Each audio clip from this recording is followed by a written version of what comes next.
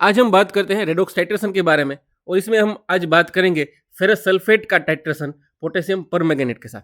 देखिए इस प्रकार का जो टाइट्रेशन है उसमें हमको दो इलेक्ट्रोड्स चाहिए। एक होता है इंडिकेटर इलेक्ट्रोड और दूसरा होता है रेफरेंस इलेक्ट्रोड। देखिए इंडिकेटर जो इलेक्ट्रोड है उसमें हम ज्यादातर यूज करेंगे प्लेटिनम इलेक्ट्रोड को और जो रेफरेंस इलेक्ट्रोड है उसमें हम यूज करेंगे कैलोमल इलेक्ट्रोड को। देखिए इस प्रकार का जो टाइट्रेशन है इसमें जो KMnO4 का जो सॉल्यूशन है उसको हम फिल करेंगे ब्यूरेट में। ब्यूरेट में हम ऐड करेंगे KMnO4। देखिए इसमें आपको ऑक्सीजन दिखाई दे रहा है, यह है हमारा ऑक्सीडाइजिंग एजेंट। और जो FeSO4 का जो सॉल्यूशन है वो हम ऐड करेंगे बीकर में। बीकर में हम ऐड करेंगे FeSO4 का सॉल्यूशन। देखिए इसमें हम थोड़ा सा एसिड भी ऐड करेंगे, थोड़ा सा एसिड भी ऐड करेंगे और हमारे जो दो इलेक्ट्रोड है वो हम बीकर में डिप करेंगे, यानी कि बीकर में हम डुबोएंगे हमारे दोनों इलेक्ट्रोड और दोनों इलेक्ट्रोड को हम पोटेंशियोमीटर के साथ कनेक्ट कर देंगे। सबसे पहले क्या करेंगे, जैसे ही हमने दो इलेक्ट्रोड Fe+2 के सॉल्यूशन में यानी कि FeSO4 के सॉल्यूशन में डुबा दिए, डिप कर दिए, तब हम पोटेंशियोमीटर में देखेंगे और पोटेंशियल E नोट डाउन कर देंगे। पता लगाएंगे कि कितना पोटेंशियल है वो नोट डाउन कर देंगे। बाद में क्या करेंगे, बाद में हम थोड़ा सा जो KMnO4 है वो हम ऐड करेंगे। किस में ऐड करेंगे, ब्यूरेट से सीधा ऐड करेंगे बीकर में जहां पे ऑलरेडी FeSO4 है। अभी मैंने आपको बताया कि जो KMnO4 है वो ऑक्सीडाइजिंग एजेंट है, यानी कि वो सामने वाले का ऑक्सीडेशन करेगा और खुद का रिडक्शन होगा। ऐसा ही होता है, जो ऑक्सीडेशन करता होते हैं वो सामने वाले का ऑक्सीडेशन करते हैं और खुद का रिडक्शन हो जाता है। देखिए यहां पर जो FeSO4 है वो हमारा रिड्यूसिंग एजेंट है, यानी कि वो KMnO4 का क्या करेगा, रिडक्शन करेगा और साथ साथ में खुद का क्या होगा, खुद का ऑक्सीडेशन होगा। देखिए ये ऑक्सीडेशन और रिडक्शन जो चीजें हैं वो कंपेरेटिव होती है, यानी कि किन दो सब्सटेंस के बीच रिएक्शन हो रही है उसके ऊपर डिसाइड होता है कि कौन ऑक्सीडाइजिंग एजेंट बनेगा या फिर कौन रिड्यूसिंग एजेंट बनेगा। इस केस में KMnO4 जो है वो है हमारा ऑक्सीडाइजिंग एजेंट और FeSO4 है वो है हमारा रिड्यूसिंग एजेंट।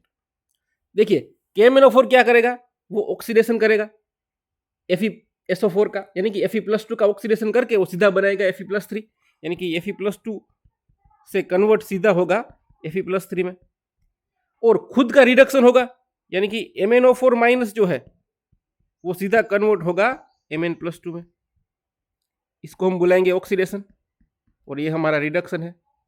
यानी अगर आप बीकर में देखें तो पहले Fe+2 था, पहले यहां पर Fe+2 था, अब होगा Fe+3, यानी कि उसका जो कंपोजिशन है बीकर का वो चेंज हुआ है, यानी कि पोटेंशियल E की वैल्यू भी चेंज होगी।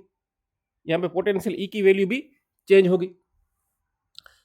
इसलिए अगर आप पोटेंशियोमीटर में देखेंगे तो E की वैल्यू आपको थोड़ी सी ज्यादा मिलेगी।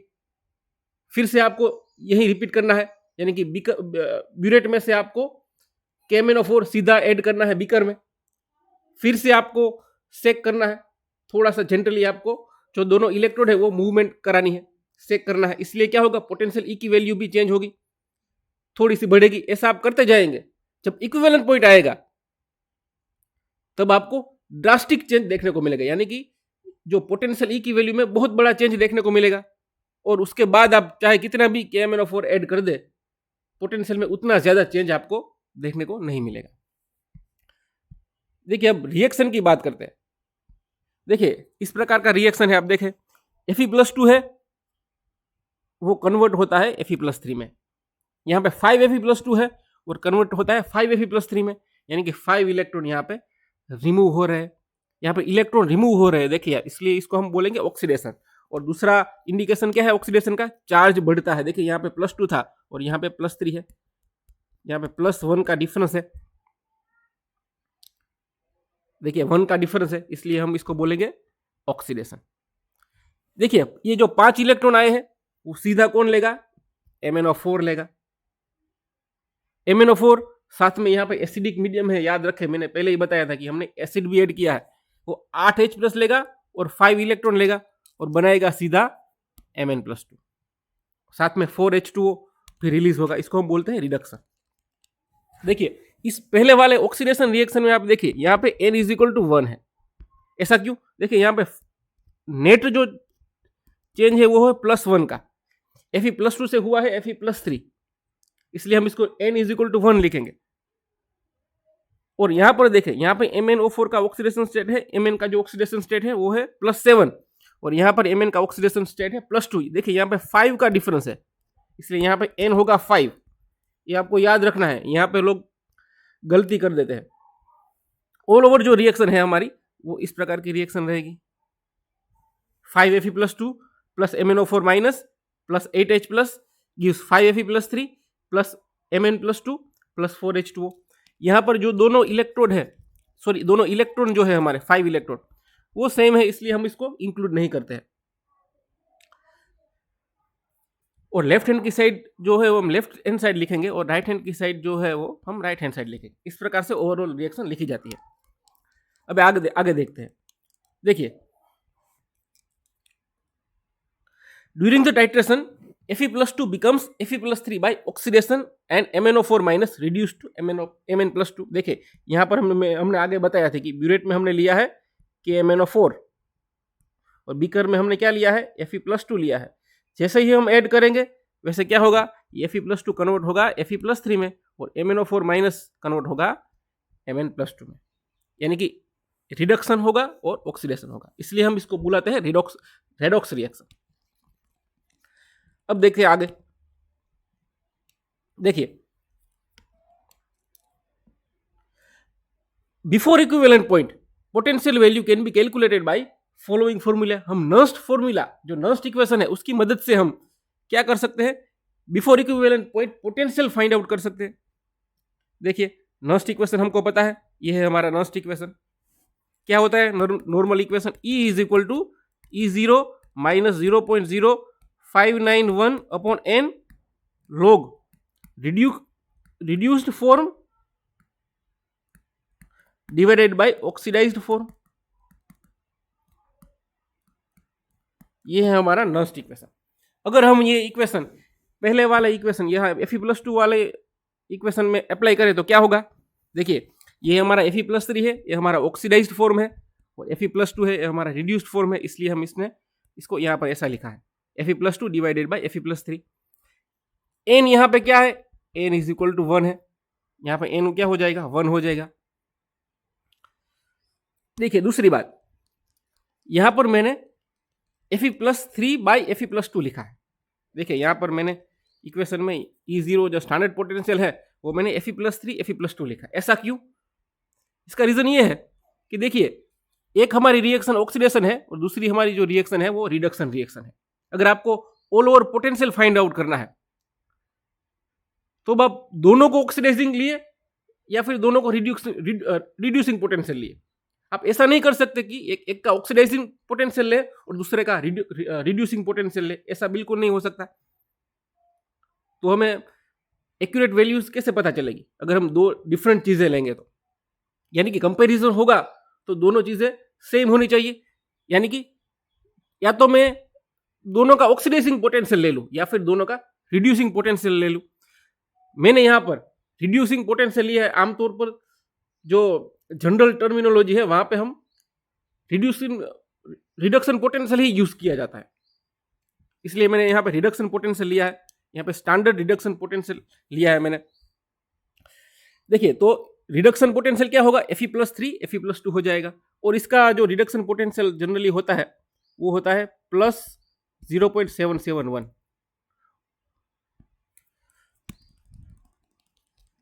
देखिए अब आगे देखते हैं। तो ये हमारा हो गया नर्स्ट इक्वेशन, ये एकदम सिंपल है, आपको समझ में आ गया होगा। देखिए अगर यहाँ पर नेगेटिव साइन है, अगर मुझे यहाँ पे पॉजिटिव साइन चाहिए तो मुझे क्या करना पड़ेगा, मुझे यहाँ पर उल्टाना पड़ेगा। यानी कि Fe+2 जो यहाँ पर Fe+2 बाई Fe+3 है, इस प्रकार से, सॉरी इसको इस प्रकार से लिखेंगे Fe+2 डिवाइडेड बाई Fe+3, ऐसा है। अगर मैं यहाँ पर ऐसा लिख दूं Fe+3 डिवाइडेड बाई Fe+2, तो ये माइनस की जो साइन है वो हो जाएगी प्लस की, ये वो हो जाएगी प्लस। तो मैं ऐसा करता हूं,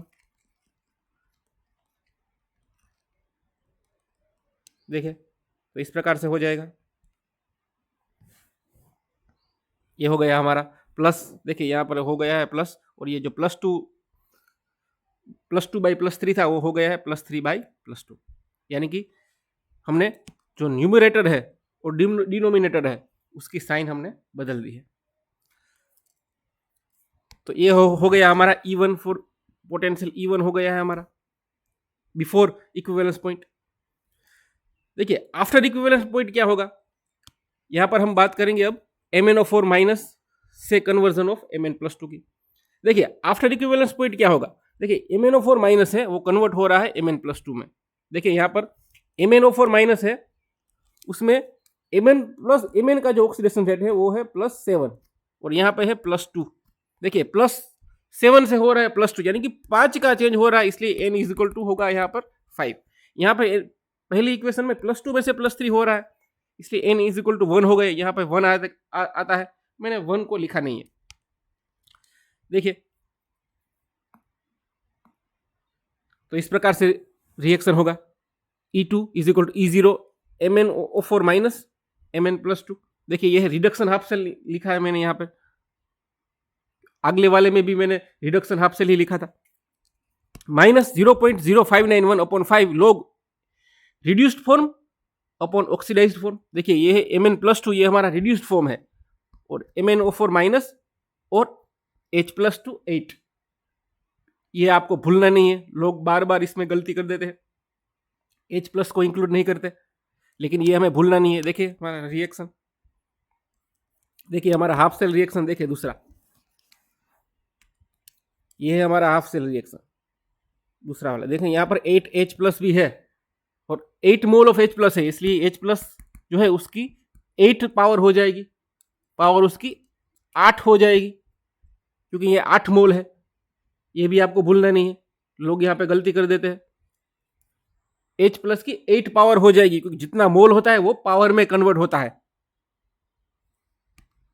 और MnO4 माइनस, देखिए यहाँ पर +7 है और यहाँ पे +2 है, यहाँ पे कम है इसलिए इसको हम बोलेंगे रिड्यूस्ड फॉर्म, यहाँ पे ज्यादा है इसलिए हम इसको बोलेंगे ऑक्सीडाइज्ड फॉर्म।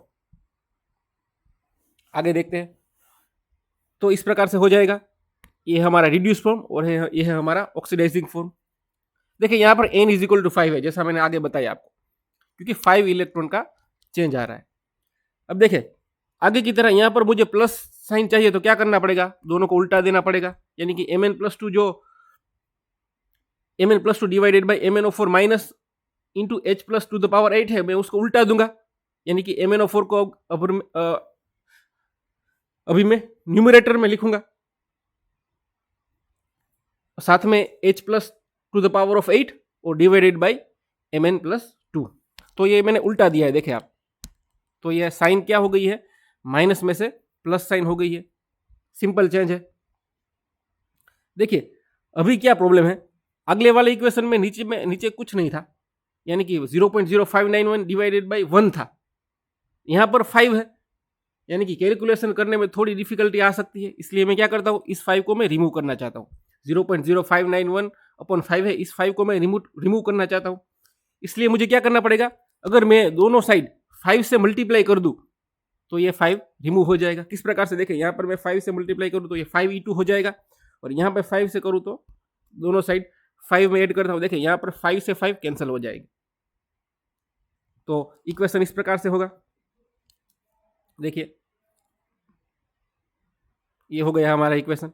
देखिए अब 5 है वो इधर 5 से कैंसिल हो गया था, तो हमें फाइनल इक्वेशन जो E2 का इस प्रकार से मिलेगा, 5E2 is equal to 5E0 MnO4 minus Mn+2 plus 0.0591 log MnO4 minus H+8 divided by Mn+2। ये हो गया है हमारा E2 का इक्वेशन।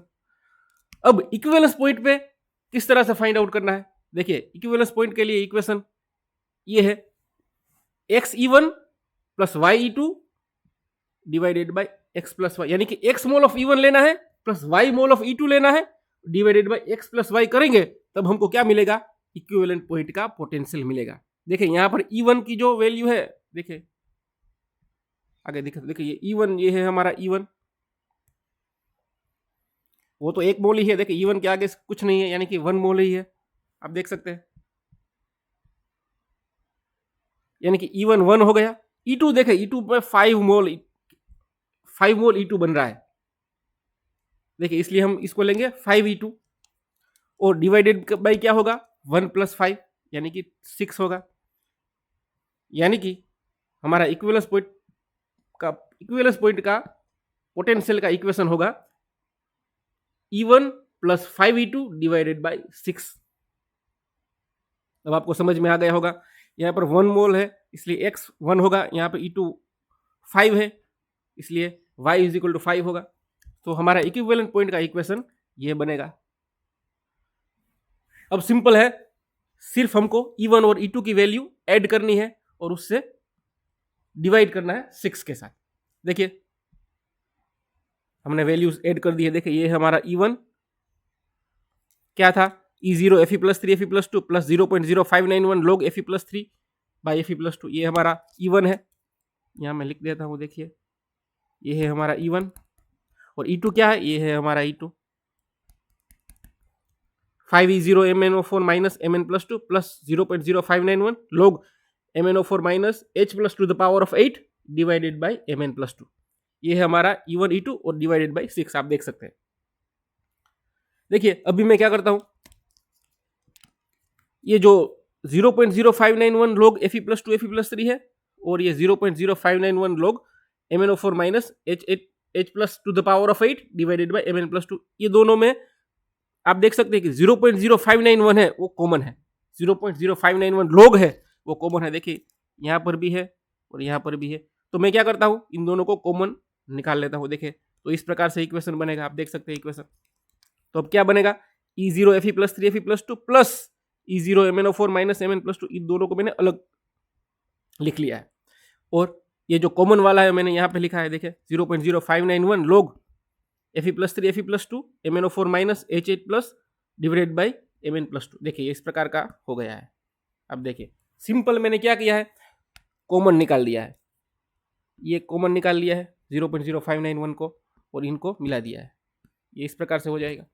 अब देखिए इस प्रकार का जो टाइट्रेशन, इसमें आपने देखा होगा 5 Fe+2 चाहिए एक MnO4 माइनस के रिएक्शन के साथ, यानी कि MnO4 माइनस 1 मोल अगर आपके पास है तो 5 मोल Fe+2 आपको चाहिए। उसी तरह से 5 Fe+3 के लिए चाहिए एक Mn+2, तभी ये स्टोइकियोमेट्रिकली इक्वल बनेगा रिएक्शन। समझ में आ रहा है मैं क्या कर रहा हूं? मैं ये कह रहा हूं अगर आप रिएक्शन देखें आगे वाली, मैं आपको रिएक्शन दिखाता हूं। देखें ये फाइनल रिएक्शन आप देखें, ऑल ओवर रिएक्शन, देखिए 5 Fe+2 चाहिए एक MnO4 माइनस के रिएक्शन के साथ, इसी तरह 5 Fe+3 चाहिए एक Mn+2 के रिएक्शन के साथ। देखिए तो मैं क्या कह सकता हूं कि हम देखिए 5 Fe+2 चाहिए MnO4 माइनस के साथ, तब ये स्टोइकियोमेट्रिकली इक्वल बनेगा, यानी कि Fe+2 के साथ MnO4 कैंसिल हो गया, सेम है। यहां पर ये मत सोचना कि सर यहाँ पे 5 Fe+2 है, 5 मोल है, 5 मोल चाहिए स्टोइकियोमेट्रिकली इक्वल होने में। सेम यहां पे देखिए Fe+3 और Mn+2 वो भी कैंसिल आउट हो गया, सिर्फ क्या बचेगा, सिर्फ H+8 बचेगा, यानी कि हमारा फाइनल इक्वेशन इक्विवेलेंट पॉइंट के लिए इस प्रकार बनेगा। देखिए आप इसमें सिर्फ मैंने क्या किया है, ये सबको निकाल दिया है, Fe+2 Fe+3 MnO4 माइनस और Mn+2 को सेम है इसलिए कैंसिल आउट कर दिया है, सिर्फ बचा है H+8। तो ये हमारा फाइनल इक्वेशन है। देखिए इसमें अगर आपको स्टैंडर्ड पोटेंशियल पता है, Fe+3 Fe+2 का जनरली होता है 0.771 और MnO4 माइनस Mn+2 का जो रिडक्शन स्टैंडर्ड पोटेंशियल है वो जनरली होता है 1.51 वोल्ट, ये दोनों वोल्ट में ही है। और H+ की वैल्यू अगर मैं पता है तब हम इक्विवेलेंस पॉइंट का पोटेंशियल फाइंड आउट कर सकते हैं। इसलिए हमको क्या पता होना चाहिए, H+ की वैल्यू पता होनी चाहिए। इसीलिए मैंने आगे बोला था कि यहाँ पर एसिड इसलिए ऐड किया जाता है क्योंकि pH यहाँ पे बहुत बड़ा फैक्टर है।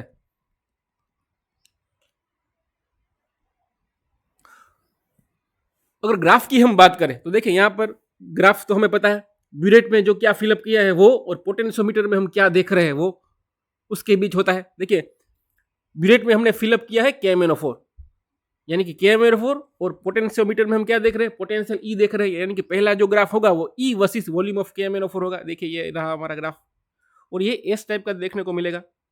इस प्रकार से पहले थोड़ा थोड़ा बढ़ेगा, और जब इक्विवेलेंस पॉइंट आएगा तब आपको शार्प चेंज देखने को मिलेगा। देखिए इतना बड़ा चेंज देखने को मिलेगा इक्विवेलेंस पॉइंट में। फिर उसके बाद अगर आप ऐड करेंगे KMnO4 को तो उतना ज़्यादा आपको चेंज देखने को नहीं मिलेगा। और दूसरा जो ग्राफ होगा वो delta E by delta we, ये रहा, वर्सेस वॉल्यूम ऑफ KMnO4। ये आपको इस प्रकार से देखने को मिलेगा, और यहाँ से आप इक्विवेलेंस पॉइंट फाइंड आउट कर सकते हैं।